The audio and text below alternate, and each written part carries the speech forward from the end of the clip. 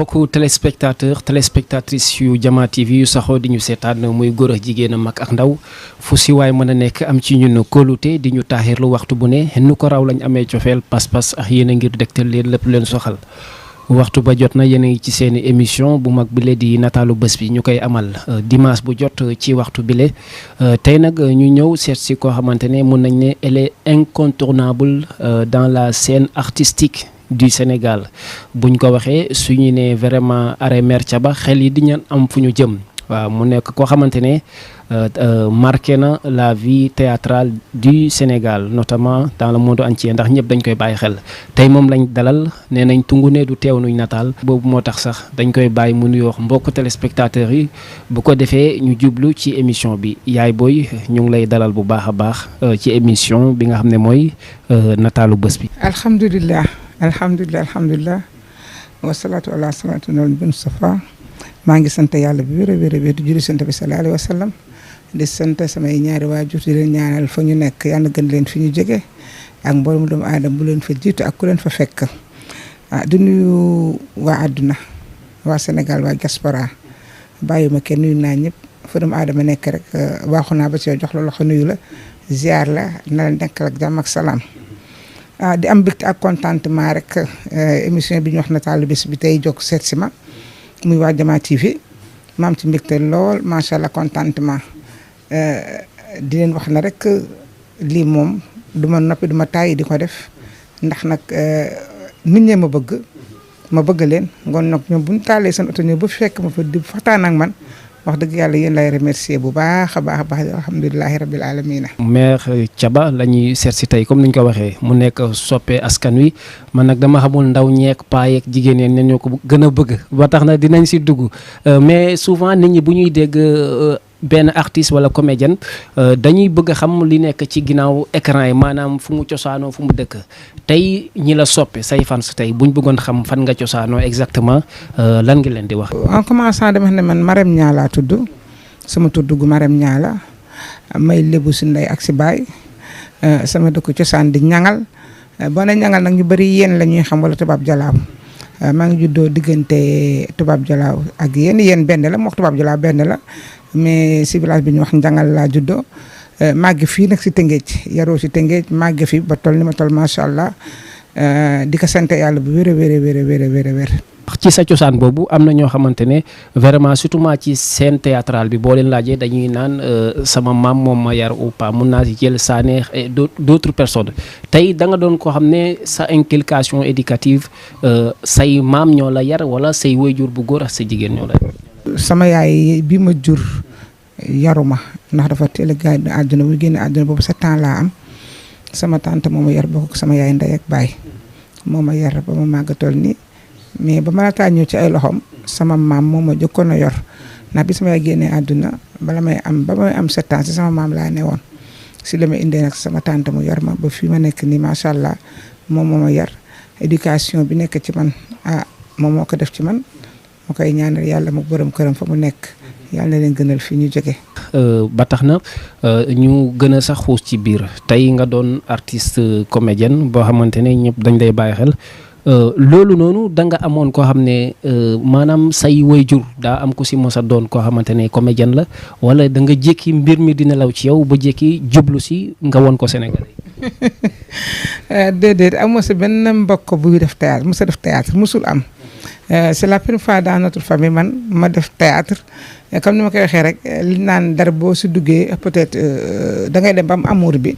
loolu ma dal ci théâtre bi ndax man ba may dugg daaray Kocc laa dale ba boobu maa ngi dëkk Médina maa ngi ko wax léegi Médina rue 12 angle Malick Sy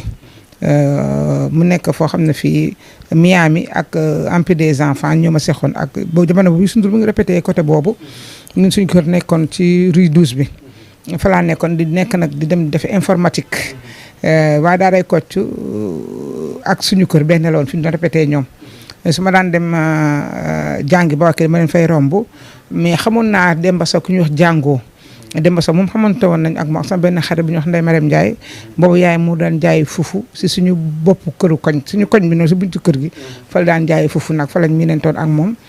un jour rek mu ñëw fekk ñu fa mu ne ma Marème dama leen soxla ma ne ko lu xew mu ne ma dafa am benn film bu tonton Cheikh Tidiane Diop war a tourné te film bi dafa laaj ay jeunes ma ne ko film bi laaj ay jeunes ba ñun ñi nga bëgg ñu see boole mu ne waaw ma ne ko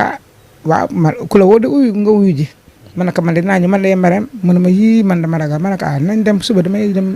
jàngi su ma wàccee comme ñoom 5 heures la ñuy commencé su ma wàccee ba añ ba noppal ko ñu ànd ñu dem mu ne ma waaw. bi ñu ñëwee tamit dugg nuyoo salaamaaleykum maaleykum salaam ñu recevoir ñu ngi toog y avait beaucoup de monde aussi ak yeneen jeunes bi ñu nuyoo toog Cheikh Tidiane Diop ndeysaan yàlla na ko yàlla yërëm te yeexañu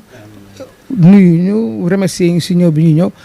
wax expliquer ñu tamit lan moo tax mu soxla ay jeunes mu ne mu ngi tourné benn film bi ñuy wax La Vie juvénile muy Adama ak Awa Seex yi dañuy film bi mu ngi wax si Bob Marley comme ni ko Sénégal yëkkatee di ko màggal bu wax ñu ne Bob Marley ñu ba ñoom ba nga xam ne éducation bi nga xam ne par rapport ak Bob Marley li mu doon jëfandikoo ak Sénégal li tax ñu koy jëfandikoo c'est diamétralement opposé phénomène boobu nag la doon montré ci démontré ci film boobu moo tax mu soxla woon ay jeunes bu ñu expliqué pare mu laaj ñu ku nekk looy def marche laakanaka man damay def informatique mairie bu Ndakaaru mu ne ma du yàq dara si ma ne ko noonu le matin laay jàng après midi bi repos la ba le lendemain matin mu ne ma ngoon dinañ yónnee sa parents yi ñu demander permission pour nga mën a ñoo répéter ma ne ko waa sama grande sœur laa fi nekkal le lendemain mu yónni Ibulaay dem si yàlla ji moom tamit yàlla na ko yàlla yërëm mu ñëw wax ak sama grande sœur ne amul benn problème moom su bëggee rek j'ai confiance en elle. noonu la sama dugg daaray Kocc demee. mais ba tey nit buy dugg ci mbir souvent daa am lu ko si inspiré ba mu mën a dem dugg mais donte say parents nekkuñ ci woon est-ce que yaa ngi doon toog di gis kenn si dans la scène théâtrale mu lay inspiré ba nga ne ah lii de kii sama idole la ci lii ba su ma sañoon sama dugg ci théâtre jaaree ci moom. waaw damay daan seetaan à la télé. aussi dama naan romb ci buntu ba di leen fa fekk di leen nuyu aussi nee naa la suñu kër ak fi ñuy répété ñoom soriantewul yenn saa yi su ma demee Dakar bay oññu ko ak sama sœur am kër suñu doxee fa laa di romb ma nuyu leen minente ak ñenn ngi sax xaw naa minente ak ñoom mais wax dëgg yàlla bi ma leen gisee ñuy liggéey li ñu liggéey rafet loolu ci télé bi dama daan wax ne ñii de li ñuy liggéey rafet na peut-être naa am jour chance ma xëj na ma côtoyer leen bu baax a baax gën a dugg seen biir ak yooyu ba ndax boobu jamono yooyu macha allah kenn bëggul mbay elle me plaisait beaucoup yàlla na ko yàlla yërëm d'ailleurs fekkente nañ fa tax sax ma ak moom mais elle me plaisait beaucoup wax dëgg yàlla muy liggéey daf ma neexoon parce que elle était tellement naturelle xam nga boo koy seetaan da ngay kontaan c'est ça moo tax ma ñëwee tamit ñu wax ma ko ma sawar ci loolu dem bokk ci film boobu waaw bi film bi jeexee aussi ñu tourné ko ñuy répété ba tourné ko ba tournage bi jeex comme ni ngi tonton Cheikh woon ñu ngi toog daf ñu owaat noonu ñu ngi toog ñun ñëpp mais bi ñu may dem répétition bi aussi dañ fekk ñoom tamit ñu doon tourné benn film bi ñuy wax benn pièce bi ñuy wax Bato dem Bato Costé waaw Bato dem Bato Costé lañ doon tourné moment boobu léegi tonton Cheikh Tidiane na ma dama leen di invité ngeen ñu fekk ñu RTS ancienne maison comme ça ngeen xam nan la ñuy tourné pratiquement 4 jours doon tourné foofu ak ñu demoon ànd ak ñoom dem tournage xool bu heure wàccee ma ànd ak ñoom wàcc ci ñibbi ainsi de suite bi ñu paree seen 5 jours de tournage c'est la ñu reprendre ne si la ñu soog a nag kon def commencé répétition La Vie juvénile waaw bi mu jeexee aussi dafa yónnee kon mu yónnee woon Ibulaay suñu parents yi mu demandé ñu permission bu ñu paree aussi daf ñu taajaat mun nañu film bi jeex na maa leen di remercier ndax ma leen di ku nekk am nga la doon def ñi ay étudiants la ñu ñi ngi doon jàng ñi ngi doon def li nangam ku nekk nag la porte est grandement ouverte pour vous mais du tere ngeen dem jàngi boo leen jàngi bu 17 heures ko bëgg ñu répétition nga ñu répété mais n'empêche que na ngeen góorgóorlu seen jàng ma ne ko man de comme informatique laay def te man le matin laay jàng après midi ma jàngi man je préfère après midi bi chaque répétition ñu ñëw parce que ñu doon répété 3 fois par semaine lundi mercredi et vendredi mu ne ma waa baax na mais tamit dafa dem yónniwaat ci sama sœur waxaat ko sama sœur na ko mu benn problème su bëggee rek baax na. dégg nañ nga ne daaray Kocc te ku ko wax xel yi dem ci ki nga xamante ne mooy suñu papa wala suñu maam boobu di Cheikh Tidiane Diop. tey boo ma ko doon qualifier ci ay melom parce que ñun ndaw ñi dañ koy dégg rek mais amul presque ku ko ci fekkee daa am lu mu la inculqué wala ban genre personne la woon exactement. waaw Cheikh Tidiane Diop am na lu bëri lu mu dollu si suñu yar. daanaka ñun bi ñu nekk xale ba ma fay dugg boobu presque su ma amee 16 ans 17 ans ci laa yam ma nekk ak ñoom gon kooku yokk na dara ci man am na xam-xam bu mu def ci man mais am na yar bu mu def ci man tamit ndax tonton Cheikh nekkul na di koo xam ne kii il était calme dafa tuuti nit ku yàlla def mu tuuti la mais tamit calme nit ku calme la du yuuxu du xuloo du wax nit lu ko naqari du gudd nit du harceler nit waaw loolu moom jikkoom la yàlla defoon tamit ci moom macha allah xam-xam boo xam ne bi man ba léegi jusqu'à nos jours dama xam ne yàlla daal ay mbiram daal la yor nga xam naa ne jamono ji nekk nii bu fekkoon ne Cheikh Tidiane Diop mu ngi doon dund macha allah ndax dafa liggéey loo xam ne li ba léegi nii nit ñaa ngi koy jariñoo nit ñaa ngi koy jariñoo di jël xam-xam loo xam ne da ka daan wax dana xam Marème mu ne lii ma leen di wax nii doo leen si bàyyi xel léegi nañ dem ba jëmmi jamono di ngeen toog fu kenn ku ngeen pourtant de Cheikh Tidiane Diop waxoon nañu lii ak lii te pourtant fi bi tourné nañ ko jamono mi mais jamono bii la gën a méngool fi mu nekk nii te effectivement am na pièce mu bindoo xam ne jamono bii nga tollool nii la pièce bi gën a méngool. tey bëggoon nañ xam ci sa wàllu scénario est-ce que mos nga jouer scénario ba jooy dëggantaan ci biir théâtre bi. waaw loolu arrivé na ma une fois muy tout ce qui brille n'est pas or. loolu Cheikh Tidiane Diop moo ko bindoon muy jaar bi en wolof jaar bi lañ ko tudd ñu tudd ko en français tout ce qui brille n'est pas or boobu Mandione Laye moo si nekk sama borom kër dama amoon bague en or ma jënd ko sama belle-sœur bague en or bi takkuma ko sama petite sœuru borom kër ne mu ne grande sœuram comme da ngay dem xew Marème gis naa bu jënd bague en or bu rafet demal mu abal ak nga takk ko nga dem si xew bi mu ne ko man damaa rusa dem di abba Marème bàyyi rek noonu ma dem ak samay loxo mu ne ko non mu daa demee woo ne ma dama bëgg ma abal ko sama bague bi ma dindi bague bi fi ma ko dencoon ma jox ko mu takk ko mu dem si xew mi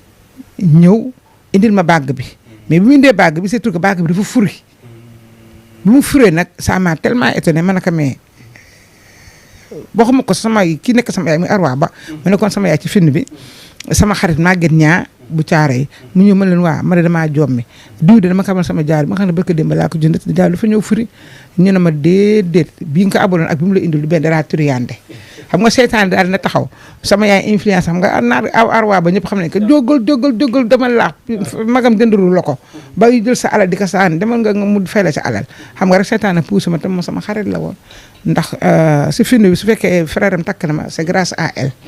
waaw moom moo influencé jabar frère am pour mu takk ma bañ a takk beneen femme bu ndax pour moom amul confiance si kooku si man la gën a am confiance parce que maa gën a dal maa gën a réglé maa gën a responsable ba mu influencé rakkam ba mu takk ma léegi nag bi affaire bi amee situation yi ça m'a tellement gêné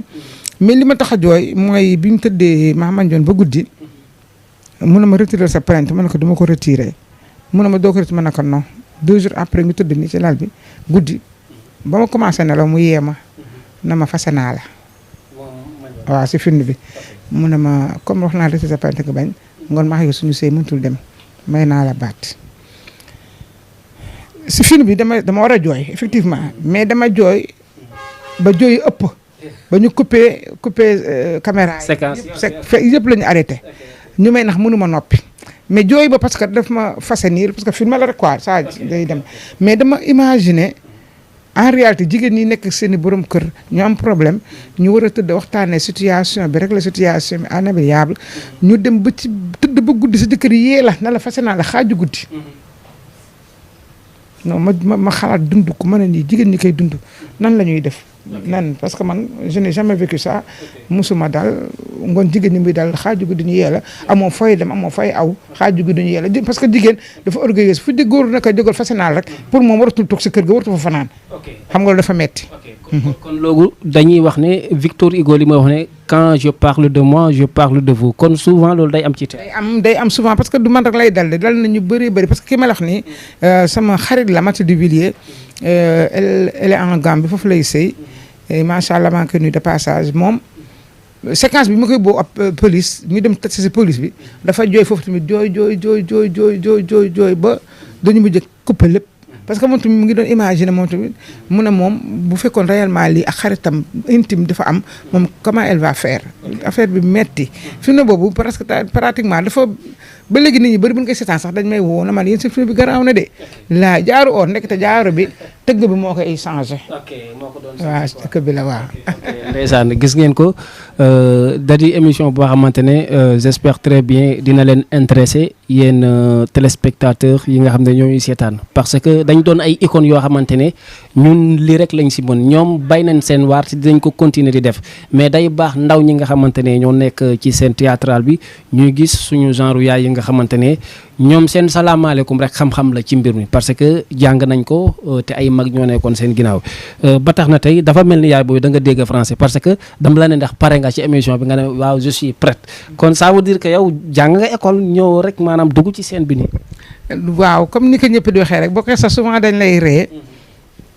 man dama jàng école mais CM2 laa yem. kalaasu gor yi. waaw CM2 laa yem mais n'empêche que bi ma yem CM2 yëpp man nekkuma di koo xam ne damay toog rek bàyyi école rek toog yàccaaral man damay documenté wu damay jënd ay livres man j'aime beaucoup lire man loolu moom mooy aidé man j'aime beaucoup lire damay lire damay bind man bëgg a bindal sama bopp maa ko bindal sama bopp c'est ça waaw j'aime beaucoup lire wax dëgg yàlla loolu moo tax xam naa tamit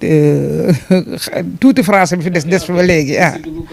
waaw gis naa ko quoi ba tax na tey est-ce que tey France 24 buñ la jubal si woon vous êtes prête du tout pour nga def benn émission bu 30 minutes sans nga làkk wolof.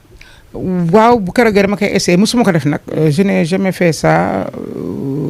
comme ni ko waxee rek bàyyi naa école am 1977 laa bàyyi école CM2 laa ko bàyyee terewul maa ngi si foraatu di si gëstu di ci bind di ci lire lu ma ci bëgg lire dama koy lire lu ma ci bëgg bind dama ko ciy bind mais def émission en 30 minutes c'est possible du ma ne mënuma ko mais dina difficile trop tamit quand même parce que j'ai pas l'habitude de parler en français comme si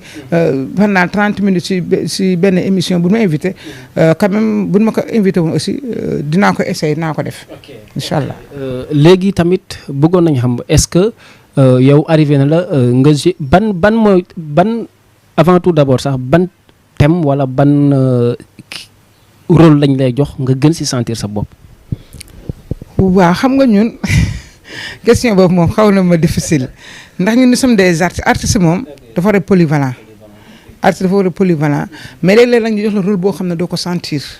doo ci gis sa bopp loolu moom dafay am mais ki nga xam ne jox na le rôle boo xam ne sentir loo ko amal ngor gu toll ni nga ne man le rôle bi ñu ma jox sentiruma ko wax dëgg yàlla muy sur scène muy à la télé suñ la joxee rôle boo ko parce que rôle boo sentir doo ko dund te loo dundul doo ko mën joxe. waaw. est-ce que mos na la arrivé nga joué ko rôle boo xam ne nekkoo ci mais fexe nga bësee ko et ban exemple. waaw jox nañ ma benn rôle boo xam ne bi ma ko joxee dafa def benn tic si man muy Lord de Ninki Nanka. comme ni ko waxee léegi dañuy naan c'est en français def nañ que 6 mois tournage mu doon daw part publicité à plus doon daw boobu bi ma koy jox fekk na ba maa ngi tourné troisième saison maîtresse d'un homme marié mas wooma na ma dafa am benn série bu bees may tourné tudda Lord de Ninki Nanka dama la faa gis benn rôle boo xam ne bëgg naa la ko jox ma ne ko man fekk maa ngi dégg film bi ñu koy wax mun na ma ne ko man maa ngi tourné maîtresse mun a maîtresse léegi mu jeex troisième saison bi léegi mu jeex te dañuy enchaîner ak Lord de Ninki Nanka bi Lord de maîtresse dënam dese 1 mois lañ ko enchaîner ak Lord de Ninki Nanka mu nekkoon tournage bu xaw na métti tamit boo xam ne après bi su jógee pratiquement dama moom sax gorge bi métti dama mujj dem clinique ñu xoolal ma ko parce que maa ngi di jouer le matin maa ngi maîtresse la nuit maa ngi Lord de Ninki Nanka l'après-midi maa ngi maîtresse le soir maa ngi Lord de Ninki Nanka dafa mu jógee sama pour gi doon métti mu nekkoon film boo xam bi ma ko dénkee aussi dama tiit ma ne man nan lay mën a boolee ñaar film peut-être en français la ba pare ni ma ko doon xalaate aussi noonu la méttee parce que tamit Lord de Ninki Nanka ay jigéen yu bëri si nekkoon mu nekk film boo xam ne film bu ñëpp apprécié la mais texte yi dafa doon gudd en France da doon gudd ba nga xam ne te yenn saa yi da ngay ñëw dañ lay jox texte bi envoyé la ko sa portable yenn saa yi da ngay ñëw ba toog tournage ñu soxla ko jox léegi diggante laps de temps 5 minutes war nga ko fi jàng këru ko pour tourner ko waaw loolu mu xawoon difficile trop tamit mais sant yàlla bi nga xam ne def nañ ko ba pare. yaay booy bëggoon nañ xam tey comme ku la bëggoon jàppale fekk nga am ménagère da nga am ménagère ou pas wala tey ku bëggoon def ak yow n'importe quel contrat si maanaam day jaar ci yow. waaw man nag ménagère dañ koy wax souvent dañ ma koy laaj man aw ma ménagère. Cheikh Tidiane Diop bi mu doon dund macha allah ku ma mosaan oo ci film cinéma wala bu mu mënti doon su ma joxee contrat bi dama koy jox tonton Cheikh Tidiane Diop ñu toog mu liir mu xool clause yi si nekk bu dee adéquat na ma accepté ko ma jël ko bu dee c'est pas adéquat mu ne ma non comprendre nga bi mu génnee àdduna tamit su ma amaan série bu bees wala contrat feneen tamit lu mënti doon damay oo Pape Demba Dia man ko Pape mun naa man ko dafa am ñu ma oo de série bi nangam ak nangam wala kii bi nangam ak nangam ak nangam mu ne ma tu es une grande fille liiral xam nga clause yi si nekk nga liir ko bu fekkee ne dal na sa xel nga signé bu dalu sa xel na signe pas waaw depuis loolu nag noonu laay doon doxale su ma amee sama contrat dama koy liir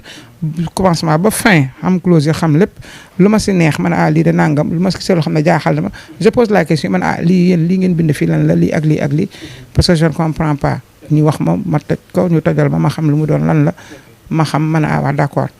si je veux signer ma signe su ma bëggul signer ma la non mais heureusement ak Marodi ak ñeneen ñëpp wax dëgg yàlla contrat yëpp dama koy lire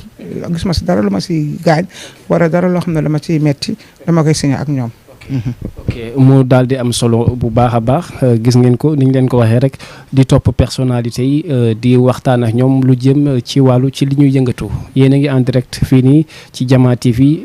tey ñu ñëw seet si ki nga xam ne mooy suñu yaay Thiaba di ko xamante ne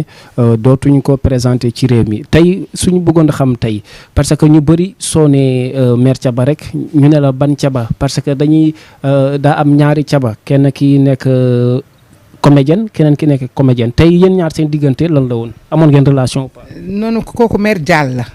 mère Dial ak mère Thiaba dañ koy confondre tout le temps mais ça me fait plaisir parce que mère Dial muy Ndey Seen sama xarit la woon daare ko ci la jaar.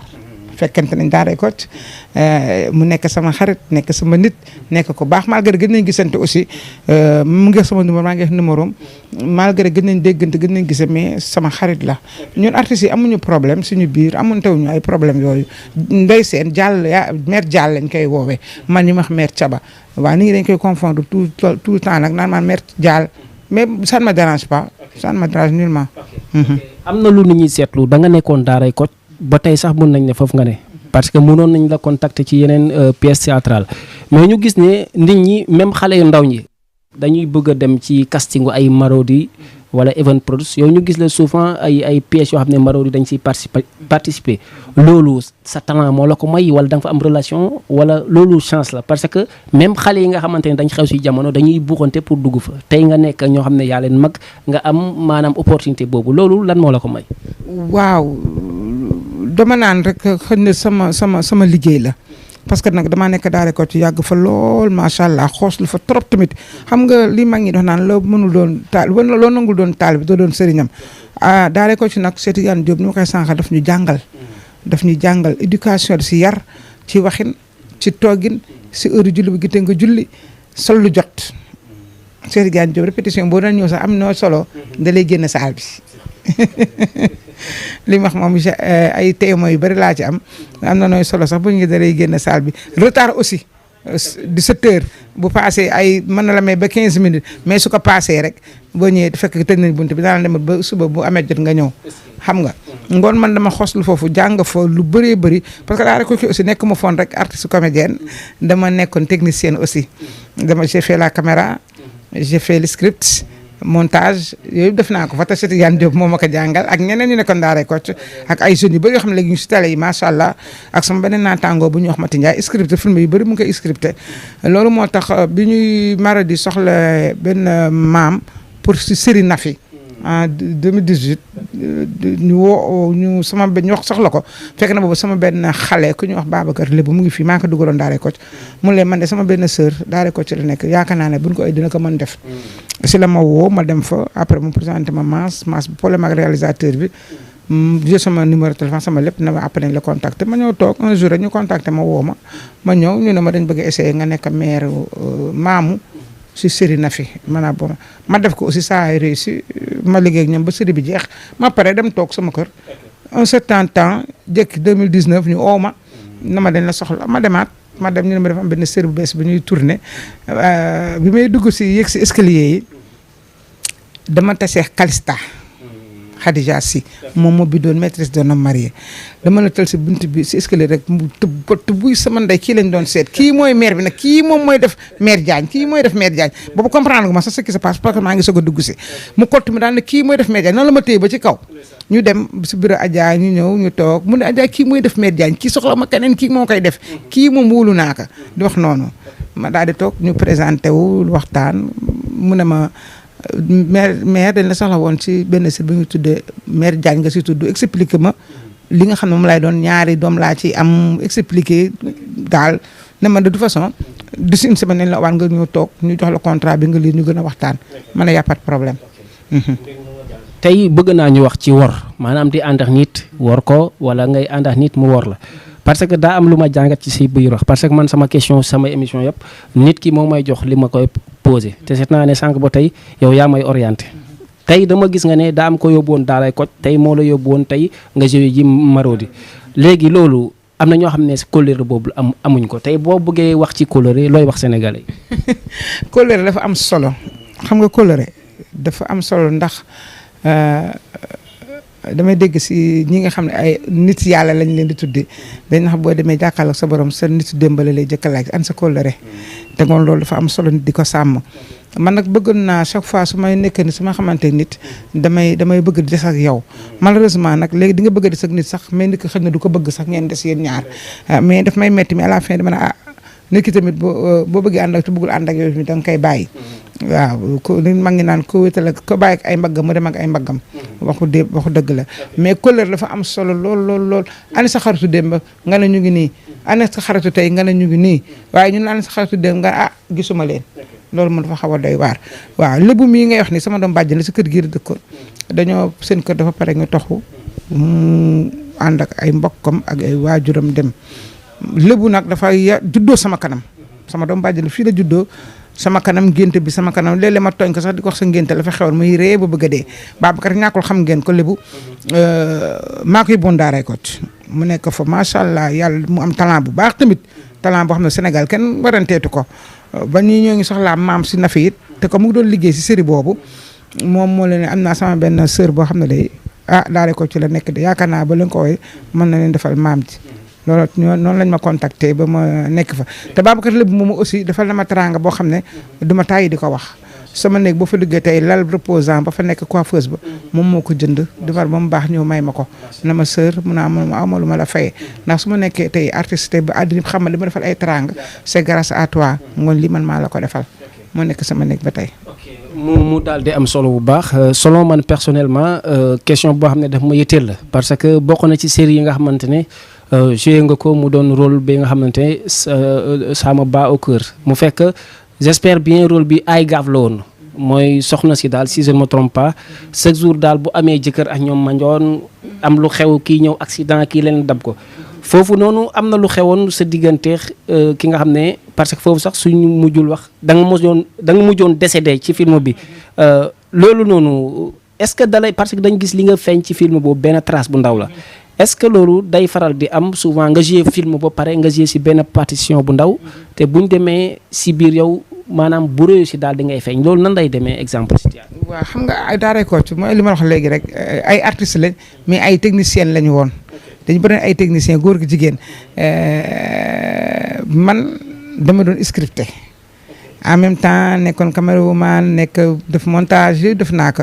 mais après ma concentré bi xale góor yi ñëwee nag gën a bari pour def technicien pour doon ay caméraman dama bàyyi ak ñoom loolu continuer si script bi jamono bi ñu tourné ay gaaf loolu la taxoon Pape Demba ne ma comme yaayu Ami Diawara rek si nekk sama doom yaayam ñaareel la si feeñ léegi dama bëgg nga def ko comme ça nga concentré wu ci script bi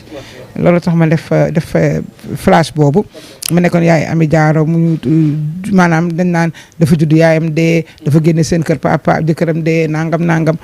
mu ñëw sa koñ ba benn waaye gis ko bëgg ko ndaw se ne moom moo nopp waa ji warul nopp kii topp ko naan kii fu mu dem yaayam dafa judd yaayam dee judd papaam dee ay mbokkam dee aayal ka gaaf ba nga xam ne moom dafay dem ba day gëm ne moom dafa ay gaaf fekk na aayul gaaf am na ku topp si ginnaaw bu nduxataal ko sonal ko ba à la fin sax booy xool ndaw si à la fin dafay wéradi xel mi day dem muy ndey si de passage maa koy nuyu ak Ami Diawara yëpp maa si nekkoon doom si ay gaaf. li tax question boobu parce que nit ñi dañ gis ne donte génnoo fa lu bëri mais sa rôle dafa marqué nit ñi parce que le fait nga nekkoon village yow am luñ la tuumaaloon ñu ne xaw ma genre lam la sàcc waaw bëgguma ok. Arwa ba mos nekk sama grande sœur moom ma tuumaaloon dama sàccee takkaayam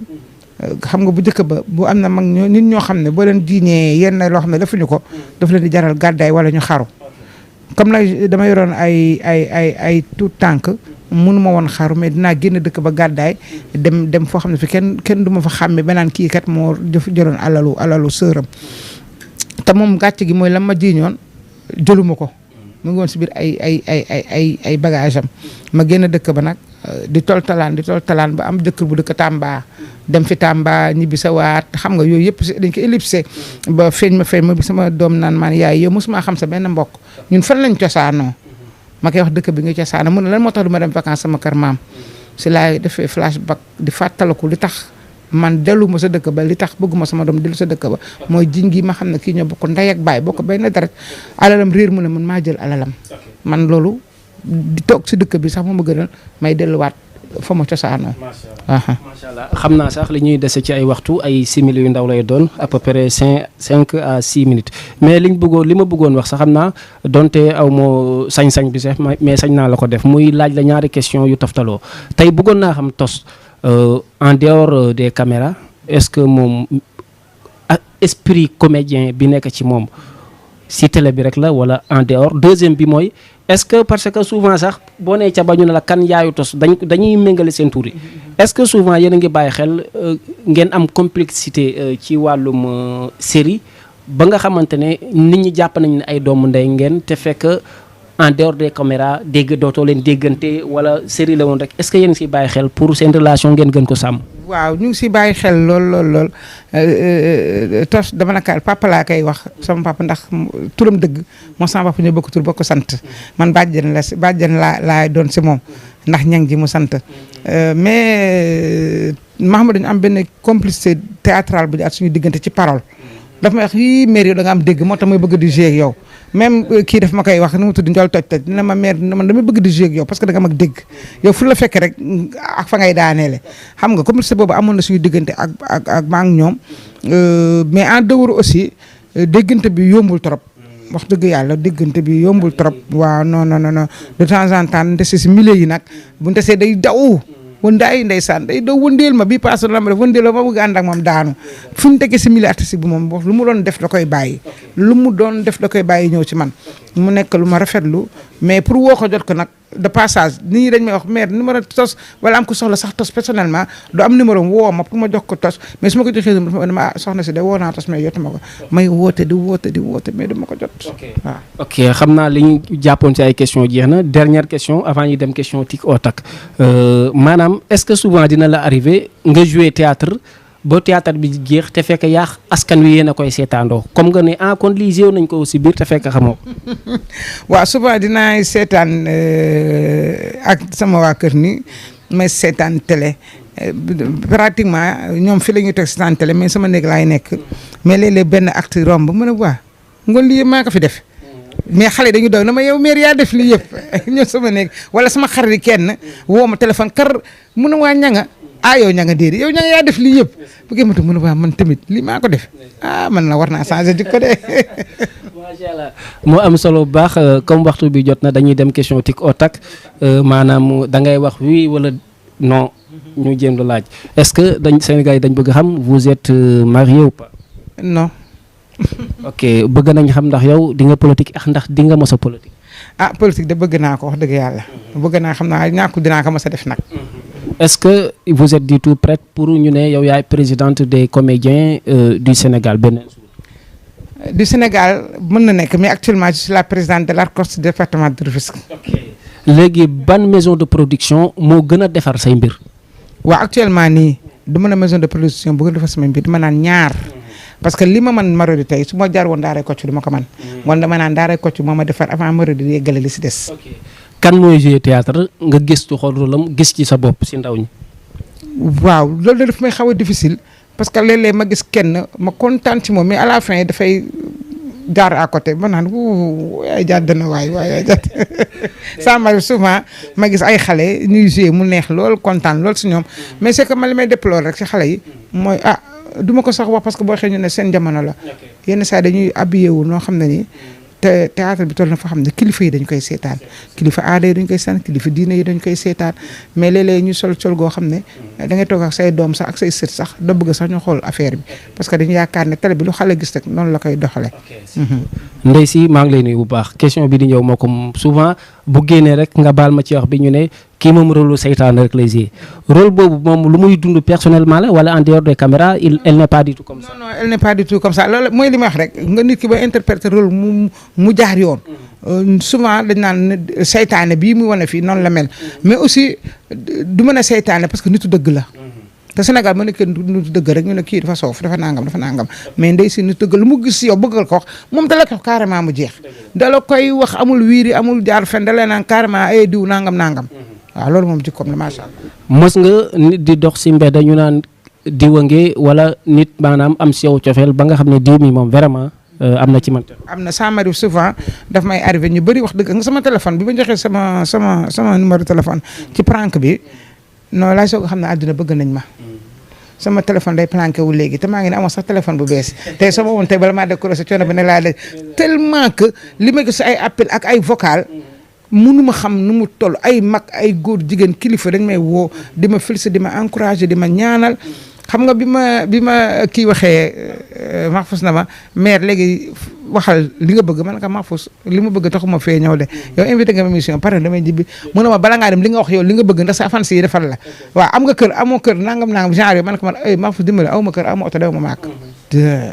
dégg ngeen jox leen si maire bi xoolal wóor na yàlla benn xale dafa dawul sama yaram mu woo ma téléphone mu ne ma yaa boy na nga def xale de ma ne ko góor ma ne ko ça va ma ne ma te man dama laa bëgg man soo sa télé bi bu sa théâtre commencé tant que jeexul du ma tëddi maa ngi seetaan prank bi fa laa jëlee sa numéro nga ne amoo kër amoo oto demoo màkk ah man lay xale laa aw ma dara waaye ñaan naa sama papa 5000 dama la koy yónnee ça m'a fait pleurer. c'est grave loolu moom vraiment nit ki li ngay def mooy tax maanaam nit ñi am ci yow inspiration wala nit ñi am luñ la yéene mais lépp dañuy dellu ko ne yaa ko liggéey mais pour une dernière question du ñu gis lu jëm ci état am benn engagement bi muy am ci ay artistes dañuy seetaan souvent artistes yi tey loolu ñàkk a booloo la wala daal état daal comme mu ngi noonu daal question bi boo ko mënee dégg vraiment. waaw état dama naan d'un côté ñu ngi def li ñu man nous tamit les acteurs ñu ngi def suñu côté li ñu man parce que état bu njëkk ba dana woon amul ku muy waxal pour taxawal artistes yi comédiens les artistes comédiens mais yàlla def na bi ñu taxawalee ARCOS ba léegi am na ñu muy jàkkaar lool am na ñu muy waxal xëy na nag ñàkk déggoo bi ngay wax ni du ñàkk déggoo parce que man kii nekk ci groupe bële ak man mi nekk groupe bi ay xarit la ñuy demee dañuy fekkalante parce que ARCOS dafa am te am na ñu bëri bokkuñu ARCOS am na beneen association bu taxaw ñu bëri bokkuñu association bi dama naan sax actuellement au Sénégal il y a 4 associations xam ne ñëpp ay artistes comédiens lañ bokkuñu benn association dana c'est pas parce que déggantuñu mais xëy na ku nekk association yi ni muy fonctionner xëy na arrangé wu la nga dem bokk si bële xëy na loolu moo tax ñu séparé wu ni mais ñun ñëpp ku si xewle boo wootee ñëpp lay fekk se xam nga ngoon ñooñu division amul seen diggante le gouvernement nag wax dëgg yàlla ñu ngi def seen kéemtalaay kattan ñu ngi si jéem pour jàppale artistes yi mais lu ñu gën a dolli mu gën a baax parce que au Sénégal tamit wax dëgg yàlla des na daal mbir mi des na lu bëree bëri waaw. ok vraiment mbégte bu amul àpp la woon ngir toog ak yow am ak yow jataay di la wax ne tamit ñun vraiment ñu lay suivre la ñu lay bàyyi xel lañ te loolu gëm naa ne moo dal bépp sénégalais tey boo amoon message booy jàllale wala loo bëggoon ma laaj te laajuma la ko lan lay doon. waaw man kay xam naa ne laaj bi moom pratiquement laaj nga ma lépp rek xanaa di sant yàlla rek di gën a encouragé tamit xale yi di wax ne métier mi suñu métier mi saltewul boo gisee ñu bëri naan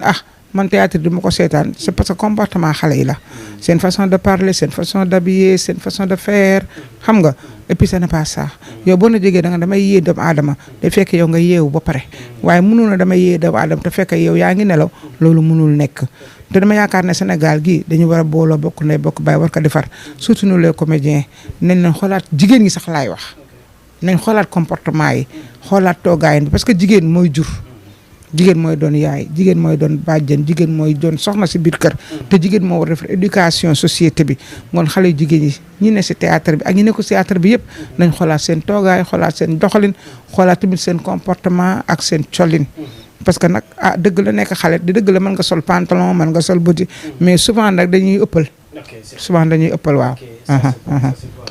vraiment yaay Thiaba lañ dalaloon ci seen émission nataalu bés bi yaay booy looy tàggatoo avant ñuy tëj émission bi. di sant yàlla rek di wax Jama TV yàlla na ko yàlla ful. yàlla na ko yàlla ful yéen ñi fay liggéey yàlla na leen yàlla ful jàppal leen ba ngeen gis seen njariñ di wax émission bi tamit yàlla na ko yàlla def émission buy gën si émission yi yàlla na artistes yëpp gis seen bopp. waaw mu nekk émission bu taxaw bu dëgër boo xam ne ñëpp dañ koy yàkkamti di nuyu waa àddina comme ni ko wax rek waa diaspora di ziar ñëpp di ñaanal ñëpp jàmm ndax suñu réew mi tamit jàmm rek moo fi xej ngoon jàmm ji ñuy ñaan tamit yàlla nañ ko fi yàlla defal ndax benn nit bu amee jàmm rek day mel ni àddina yi am nañ jàmm ngoon na yàlla mel ñu jàmm ñu ñëpp si darajee nabil Mustafa sallallahu alayhi wa sallam di jaajëfal ñëpp. waaw dernier mot yow yaayu artistes yi kan ngay passé ci biir émission 3 mois bu ne. dañ bëgg a seeti benn ndaanaan kan la sa xel dem. 3 mois bu nekk ngeen bëgg a seeti benn ndaanaan waaw ngoon dama koy jox Germaine Da Silva rek man samay artiste laay jëkk jox ñu def seen émission Germaine Da Silva ngi may dégg actuellement dafa am décès mais bëgg naa mu def émission bi fii la dëkk te ngay dàngu Germaine mon ami je te passe l'émission pour la prochaine fois. merci beaucoup am nañ mbégte daan ko dalal suñu yaay Thiaba di nuyu suñu directeur régie caméraman bi nga xamante ne vraiment. il est polyvalent mooy suñu directeur di ko gërëm di ko sant sonal naa ko trop mais noonu la mën a demee di nuyu ñëpp di leen di jox di daje ba beneen yoon ci beneen numéro nataalu bés bi.